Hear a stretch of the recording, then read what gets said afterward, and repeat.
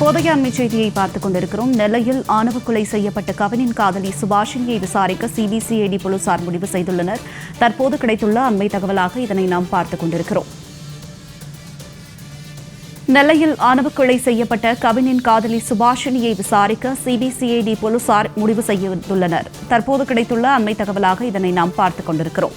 நெல்லையில் ஆணவ கொலை செய்யப்பட்ட கவினின் காதலி சுபாஷினியை விசாரிக்க சிபிசிஐடி போலீசார் முடிவு செய்துள்ளனர். விவரங்களோடு நெல்லையில் இருந்து இணைகிறார் எமது செய்தியாளர் செல்வராஜ். வணக்கம் செல்வராஜ், இது குறித்த விரிவான தகவல்களை சொல்லுங்க.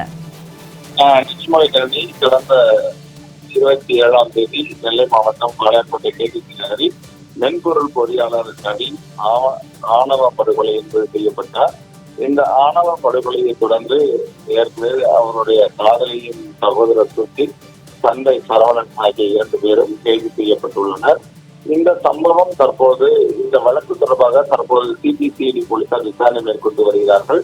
நேற்று நெல்லை மாவட்டம் அந்த சம்பவம் கொலை நடைபெற்ற இடங்களில் சிபிசிஐடி போலீஸ் டிஎஸ்பி ராஜ்குமார் தலைமையில ஆய்வாளர் உலகராணி ஆகியோர் நேரடியாக சென்று தங்கள் சம்பவம் நடைபெற்ற இடம் மற்றும் அங்குள்ள அந்த சித்த மருத்துவமனை ஆகிய 2 பகுதியில் தங்கள் ஆய்வுகளை மேற்கொண்டனர். 2வது நாளாக இன்றும் அந்த பகுதியில் அவர்கள் தங்கள் ஆய்வுகளை மேற்கொண்டு வருகிறார்கள். இதைத் தொடர்ந்து இந்த வழக்கில் முக்கியமாக கருதப்படுகின்ற கவினின் காதலியாக இருக்கக்கூடிய சுபாஷினிக்கு நேரடியாக அவர் சிபிசிஐடி அலுவலகத்தில் ஆஜராகி தன்னுடைய வாக்கு வழக்கை பதிவு செய்வதற்காக முயற்சி செய்துள்ளார்கள்.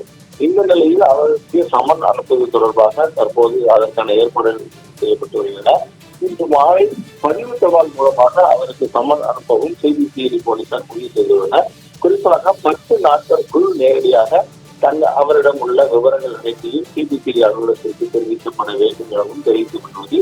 ஆனால் மேலும் அவர்கள் நேரடியாக சிபிசிஐடி அலுவலகத்திற்கு வர வேண்டிய அவசியம் இல்லை எனவும் அவர் சொல்லக்கூடிய இடத்திற்கு சிபிசிஐடி இருக்கக்கூடிய அந்த விசாரணை அதிகாரியாக இருக்கக்கூடிய டிஎஸ்பி ராஜ்குமாரும் மற்றும் ஆய்வாளர் உலகராணி நேரடியாக வந்து அந்த இடத்தில் வைத்து அவர் இந்த நடந்த விவரங்களை இதுவர கவினோடு நடைபெற்ற பள்ளி படிப்பு மற்றும் காதல் உள்ளிட்ட சம்பவம் தொடர்பாக அவர் தன்னுடைய விளக்கத்தை அளிக்கலாம் எனவும் தெரிவிக்கப்பட்டுள்ளது.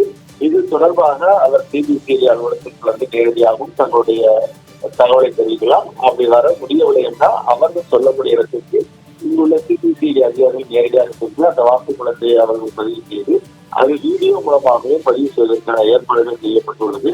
அதன் பிறகு இந்த வழக்கில் உள்ள ஏற்கனவே முதல் தகவல் அறிக்கையில் பதிவு செய்யப்பட்டுள்ள சுர்ஜித் மற்றும் அவரது தந்தை மற்றும் தாய் ஆகியோருக்கும் நேரடியாக சமன் அவர்கள் இருவரும் ஏற்கனவே வந்து கைது செய்யப்பட்டு சிறையில் இருக்கிறார்கள். அவர்களையும் நேரடியாக நீதிமன்றம் மூலமாக தங்கள் விசாரணை நடத்துவதற்காக மனு செய்ய போவதாகவும் அங்குள்ள வட்டாரங்கள் தெரிவிக்கின்றன. மேலும் அவருடைய தாயிடம் கிருஷ்ணகுமாரிடமும் விசாரணை நடத்துவதற்காக சிபிசிஐடி போலீசாரும் அதிகாரிகளும் முடிவு செய்துள்ளார்கள். தங்களுடைய விரிவான தகவலுக்கு நன்றி செல்வராஜ்.